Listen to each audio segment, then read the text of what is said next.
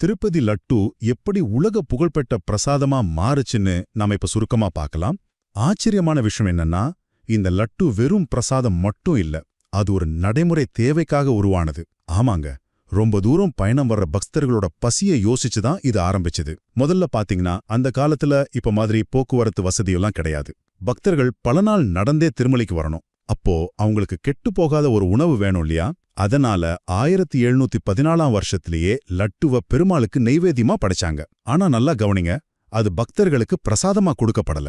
ரெண்டாவதா, அப்போ எப்படி இது பக்தர்களுக்கு கிடைக்க ஆரம்பிச்சது? கல்யாண ஐயங்கார்னு ஒருத்தர் தான் முதல் முறையா லட்டுவ பிரசாதமா அறிமுகப்படுத்துறாரு. 1940ல நடந்த ஒரு உற்சவத்துல தான் முதல் முறையா பக்தர்களுக்கு லட்டு பிரசாதம் கிடைச்சது. கடைசியா நடந்தது என்ன தெரியுமா? அந்த லட்டோட சுவை இருக்குல்ல, அது பக்தர்கள் அப்படியே கட்டி போட்டுடுச்சு.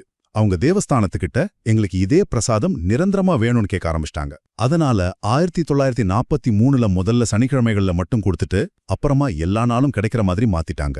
ஆக பக்தர்களோட பயணப்பசிக்காக ஆரம்பிச்ச ஒரு விஷயம் அதோட சுவையாலேயே திருப்பதியோட நிரந்தர மகா பிரசாதமா மாறிடுச்சு.